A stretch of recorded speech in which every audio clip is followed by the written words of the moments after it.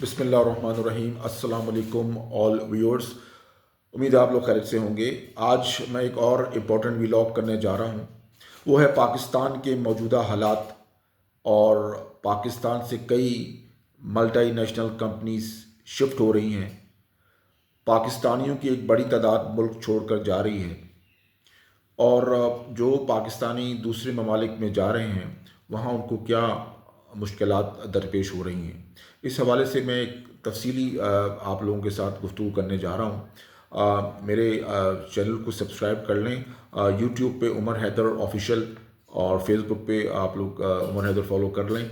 इसके अलावा मैं ये आप लोगों को बताना चाहूँगा कि वो जो लोग यहाँ से ऑलरेडी शिफ्ट हो चुके हैं वो लोग अपने क्या एक्सपीरियंसेस शेयर कर रहे हैं। एक अंदाजे के मुताबिक 2025 के फर्स्ट हाफ में तकरीबन 350,000 यानी 3.5 लाख लोग जो हैं वो पाकिस्तान छोड़ चुके हैं।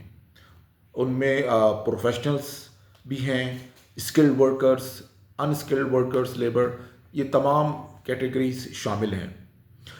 Doctors, engineers, bankers, IT specialist, ये कैटेगरीज भी शामिल हैं। और इसके अलावा जिन ममालिक में ज़्यादा रुझान है जाने का, उस हवाले से भी मैं आप लोगों के साथ गुफ्तगू करूँगा। तो ये मेरा व्लॉग आप आखिरी वक्त तक देखिएगा। आप लोगों को, जो लोग पाकिस्तान छोड़ना चाहते हैं, उनके लिए भी बड़ा मुफीद है कि वो पाकिस्तान जो छोड़ना चाहते हैं तो कौन से ममालिक में वो आसानी के साथ सेट हो सकते हैं और क्या वाकई पाकिस्तान जो है, जिनको भी अपॉर्चुनिटी मिले, क्या उनको पाकिस्तान छोड़ देना चाहिए फॉर बेटर फ्यूचर, चाहे वो इन टर्म्स ऑफ एजुकेशन हो या टर्म्स ऑफ जॉब्स हो या बिजनेस हो। सबसे पहले मैं आप लोगों को बताऊंगा कि गुज़िश्ता 5 सालों में, यानी कि फ्रॉम 2020 यानी कोविड के बाद से और 2025 तक जो है, जो हालात रहे हैं ओवरऑल दुनिया के, उसमें पाकिस्तान से जो लोग गए हैं उसमें ज़्यादातर रुझान जो है वो कनाडा और यूएसए, ऑस्ट्रेलिया, इवन के जो मिडल ईस्ट के कंट्रीज़ हैं उसमें यूएई, कतर, ओमान।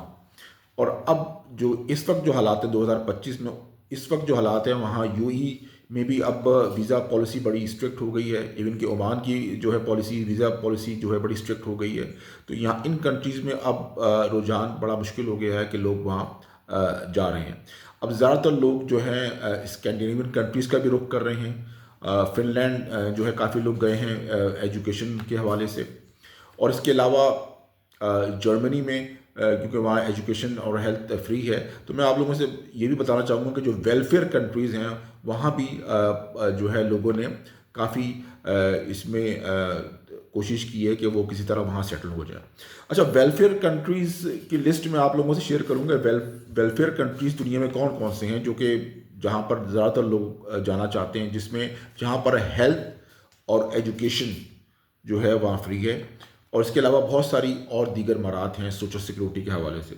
इसमें फिनलैंड, बेल्जियम, जर्मनी, डेनमार्क, पुर्तगाल, स्वीडन, ज़्यादातर स्कैंडिनेवियन कंट्रीज़ हैं, इवन कि न्यूजीलैंड।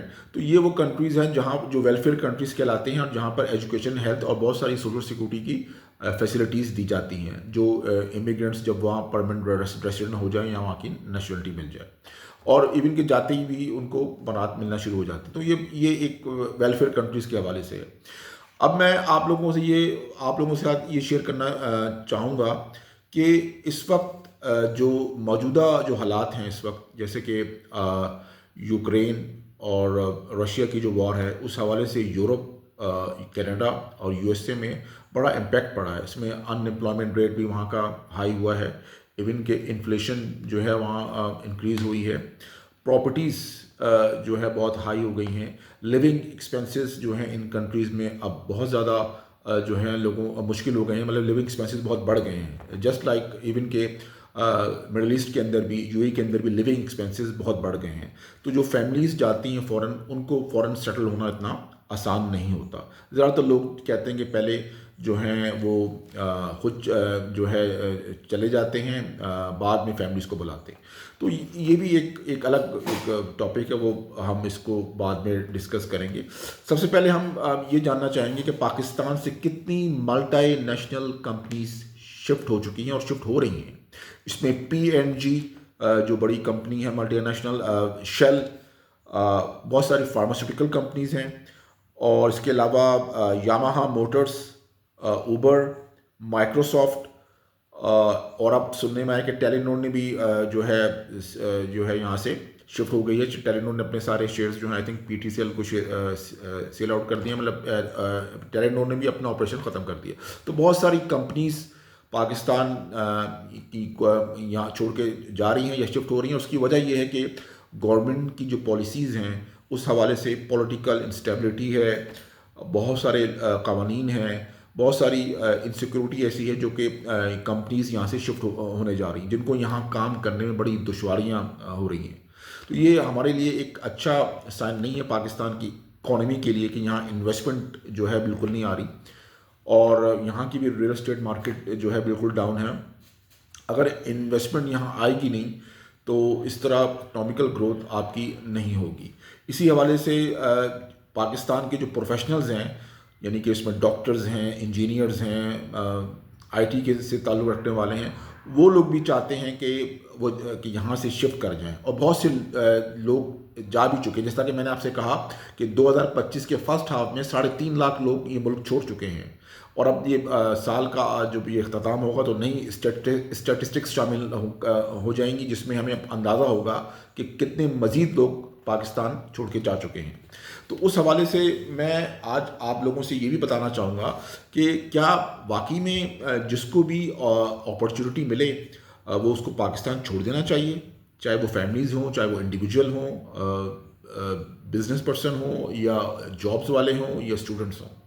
उस हवाले से मैं आपसे अपना भी एक्सपीरियंस शेयर करूँगा। मेरे एक अरसा मैं USA में रहा हूँ, मिडल ईस्ट में रहा हूँ। मेरे अभी भी कई दोस्त अहबाब जो हैं मिडल ईस्ट में, USA में, कनाडा में सेटल्ड हैं, और वहाँ से भी मुझे जो हैं वो अपनी एक्सपीरियंस, वहाँ की जो ख़बरें वो शेयर करते रहते हैं। इस हवाले से मैं चाहूँगा कि आप लोगों को जो वहाँ की ड्रॉबैक्स हैं सब आप लोगों से आज शेयर करूँ। सबसे पहले इस वक्त जो कनाडा के जो हालात हैं वो जो हैं अच्छे नहीं रहे जो आज से 5 साल पहले थे। कनाडा में बहुत से लोग जो हैं वापस आ रहे हैं, कनाडा छोड़ रहे हैं, या पाकिस्तान नहीं आ रहे तो वो चाह रहे हैं कहीं मिडल ईस्ट सेटल हो जाए या किसी और कंट्री शिफ्ट कर जाएं। कनाडा में हालात अब वैसे नहीं रहे जैसा कि गुज़श्ता 5 साल पहले थे। रियल एस्टेट मार्केट वहाँ बिल्कुल डाउन हो चुकी है, इन्फ्लेशन रेट भी बढ़ चुका है, क्राइम रेट भी बढ़ चुका है, लिविंग एक्सपेंसेस बहुत ज़्यादा हाई हो गए हैं। इवन के जो एवरेज वहाँ का जो मिनिमम वेज है आई थिंक $17 है, उस हवाले से वो लोग जो है उस सैलरी में वो लोग अफोर्ड नहीं कर पा रहे लिविंग एक्सपेंसेस और बाकी जो दूसरे एक्सपेंसेस हैं। तो उस हवाले से भी अगर देखा जाए जो लोग कनाडा शिफ्ट होना चाहते हैं वो लोग भी सोचें कि कनाडा शिफ्ट होना अब जो है मौजू नहीं है, क्योंकि लोग वहाँ से खुद वहाँ से कनाडा छोड़ रहे हैं जो कि गुज़श्ता 2-3 सालों में गए हैं। तो इस हवाले से मैं ये कहना चाहूँगा कि जो हमारे एलीट क्लास हैं, ये बिज़नेस लोग, बिज़नेस पर्सनल्स हैं जिनकी ऑलरेडी प्रॉपर्टीज़ कनाडा में हैं, USA में है, UK में है, मिडल ईस्ट में है, उनके लिए तो आना जाना कोई मसला नहीं होता। वो जब चाहें जो है चले जाते हैं। हमारे बहुत सारे सियासतदान, ब्यूरोक्रेट्स जो है वो जो है जब हालात देखते हैं वो बाहर शिफ्ट हो जाते हैं या उनके बच्चे बाहर चले जाते हैं। मगर मैं बात करूँगा जो मेजॉरिटी है जिसमें हमारी अपर मिडिल क्लास है, इवन के मिडिल क्लास है, वो चाहते हैं कि उनके बच्चे जो है वो बाहर चले जाएं, बाहर शिफ्ट हो जाएं, वहीं एजुकेशन करें और वहीं जो है सेटल डाउन हो जाएं। तो उस हवाले से मैं ये कहना चाहूँगा कि उसमें मैं आप लोगों को बता दूं कि इस वक्त जो मौजूदा हालात हैं उसमें जो स्टूडेंट्स हैं वो अगर जो मैं आपको एज कैटेगरीज बता देता हूँ कि उसमें जो है ज़्यादा मौजू आप लोगों के लिए रहेगा सेटल होना। ये मैं अपना एक्सपीरियंस भी शेयर कर रहा हूँ और बाकी जो जितने लोग यहाँ से जा चुके हैं उनके भी एक्सपीरियंस शेयर कर रहा हूँ। देखिए इस वक्त जो मैं ये कहना चाहूँगा कि जो एज है 19 to 25 वो एज है जिसमें जो स्टूडेंट्स जाते हैं मास्टर्स करने के लिए या हायर एजुकेशन के लिए जाते हैं वो जो है आजकल जर्मनी भी जा रहे हैं, स्वीडन, स्कैंडिनेवियन कंट्रीज़ भी जा रहे हैं, फिनलैंड जा रहे हैं।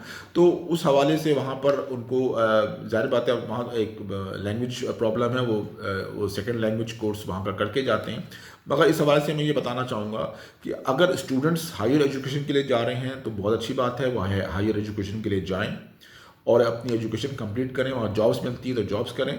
मगर जो सर्टिफाइड जो यूनिवर्सिटीज़ हैं वहाँ जाएं, ये सब देख लें कि वहाँ जिस यूनिवर्सिटी में उनका एडमिशन हुआ है वो यूनिवर्सिटीज़ किस लेवल की है और वो क्या क्या ऑफ़र कर रही है। बाकी तमाम जो रिक्वायरमेंट्स हैं उसको आप पूरा करके जाएं लीगल तरीके से।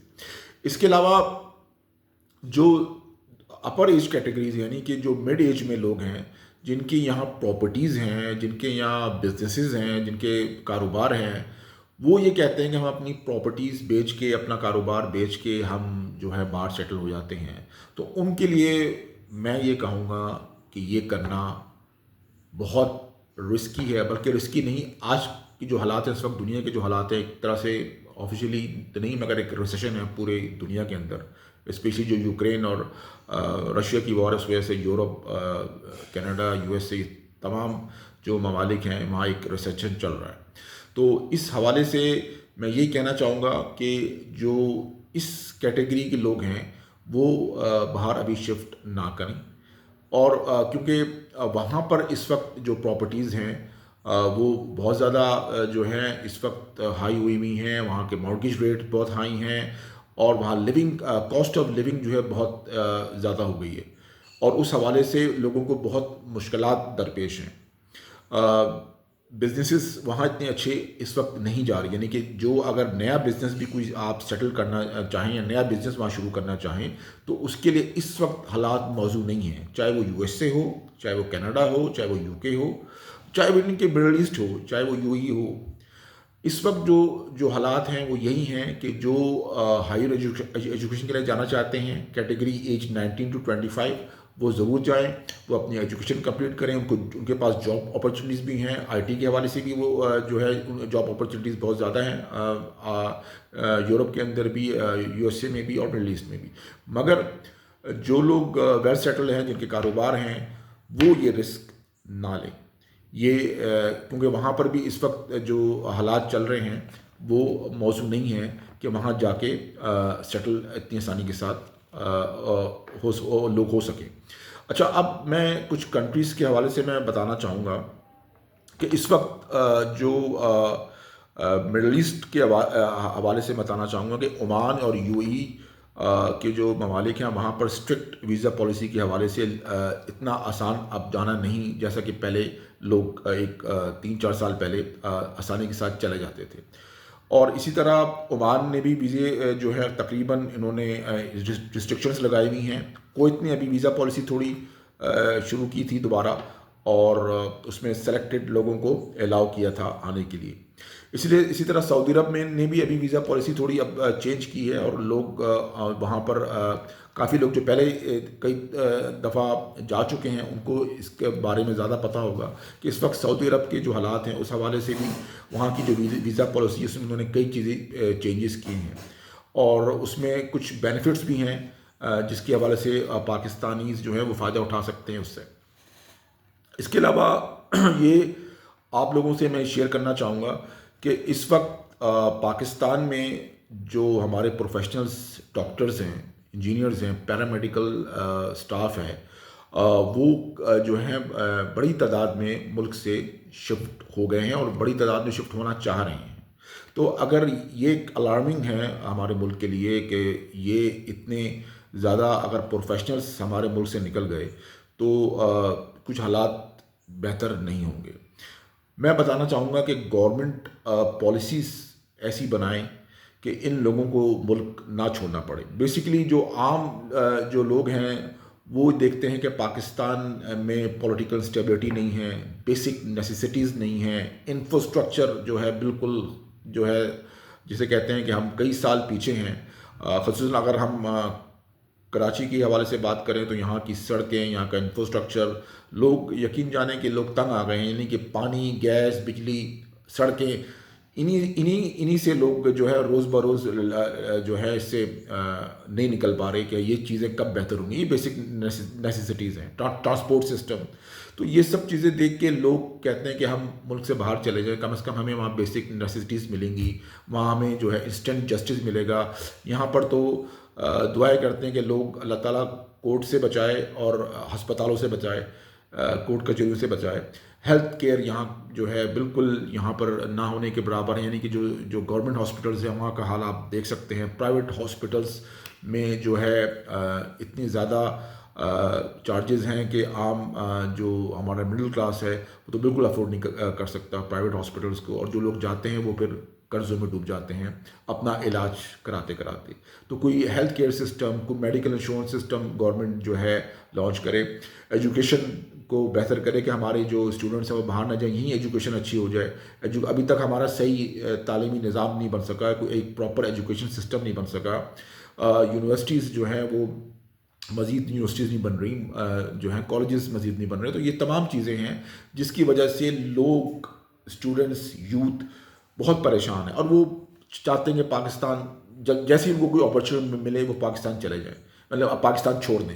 यानी कि पाकिस्तान जो है पाकिस्तान में उनको इनसिक्योरिटी फील हो रही है। इवन के जो लोग इवन के एलीट क्लास के लोग हैं जिनके पास तमाम सहूलियात हैं वो भी पाकिस्तान में रहना नहीं चाहते, बल्कि ऐसा करते हैं कि वो जिनके प्रॉपर्टीज़ बाहर हैं, जैसा कि मैंने आपसे पहले कहा कि वो 6 महीने पाकिस्तान में रहते हैं, 6 महीने बाहर रहते हैं, ऐसा भी करते हैं और फिर कुछ अर्से के लिए आते हैं क्योंकि उनकी यहाँ प्रॉपर्टीज़ हैं।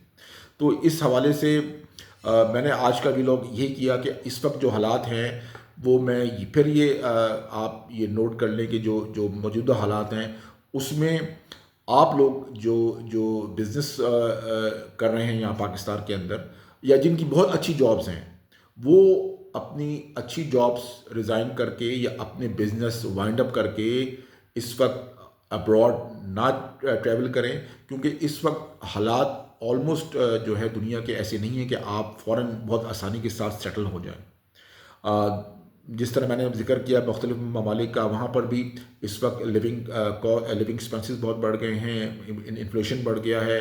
आपको फ़ौरन से बिज़नेस जो है स्टार्ट करना और उसको जो है फ्लोरिश करना, उसमें आपको बहुत टाइम लग सकता है। हो सकता है आपकी जो जितनी अपना पैसा यहाँ से लेके जाएंगे वो सारा पैसा भी डूब जाए और आप मज़ीद जो है कर्ज़ों में आ जाएं। ऐसा भी हुआ है लोगों के साथ। तो ये सब चीज़ें हैं। तो हमें बहुत, जिसे कहते हैं कि दूर की हमें चीज़ें बहुत अच्छी दिखती हैं, बहुत इसमें कशिश दिखती है, मगर वहाँ जाके जब पता चलता है तो ग्राउंड रियलिटीज़ कुछ और होती हैं। नो डाउट के इन ममालिक का जिनका मैंने नाम लिया वहाँ का इंफ्रास्ट्रक्चर बहुत अच्छा है, वहाँ की ट्रांसपोर्टेशन सिस्टम बहुत अच्छा है, हेल्थ केयर बहुत अच्छी है।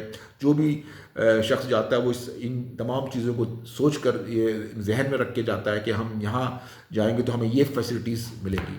मगर इस फैसिलिटीज़ को अवेल करने के पीछे जो ड्रॉबैक्स हैं, जो बहुत सारी चीज़ें हैं, वो मैंने आप लोगों से डिस्कस कर दी कि जॉब्स अभी वहाँ फ़ौरन अवेलेबल नहीं है, बिज़नेस इतनी आसानी के साथ वहाँ सेट नहीं हो रहे, real estate market already down है, स्टॉक मार्केट स्टेबल नहीं है वहाँ पर। इसके अलावा बहुत सारी इंडस्ट्रीज़ वहाँ पर भी जो हैं वो उस तरह नहीं चल पा रही जो जैसे पहले बिज़नेस होता था।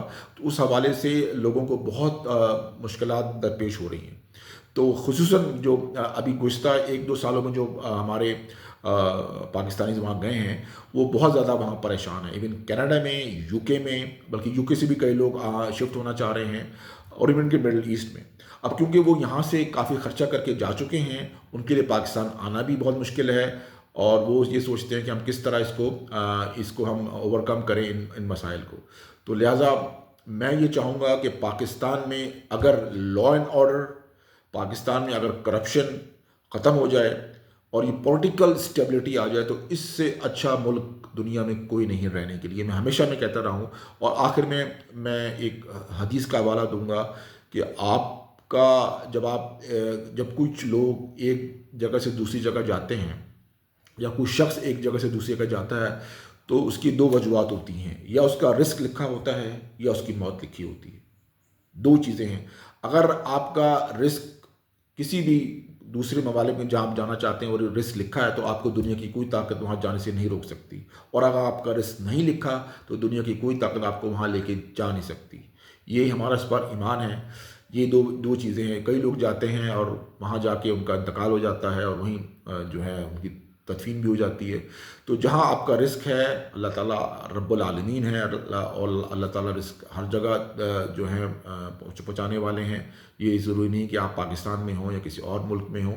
बस अपना ईमान और अकीदा मजबूत रखें और दुआ करें कि पाकिस्तान के हालात बेहतर हो, हमारी गवर्नमेंट स्टेबल हो, हमारे पास ऐसी पॉलिसीज़ गवर्नमेंट बनाए कि जिससे हमारे नौजवान, हमारे प्रोफेशनल्स मुल्क छोड़ के ना जाएं। हेल्थ केयर अच्छी हो, एजुकेशन अच्छी हो, इंस्टेंट जस्टिस हो, इंफ्रास्ट्रक्चर अच्छा हो जाए। ये तमाम चीज़ें जो एक होती हैं, इस वजह से लोग जो है मुल्क छोड़कर जाते हैं। तो इंशाल्लाह उम्मीद करते हैं कि पाकिस्तान के हालात आइंदा आने वाले सालों में बेहतर हों। इंशाल्लाह नेक्स्ट आपके साथ नेक्स्ट व्लॉग में आपके नए टॉपिक के साथ मैं आप लोगों के साथ आऊँगा। बहुत शुक्रिया आप सबका, जज़ाकल्लाह, थैंक यू।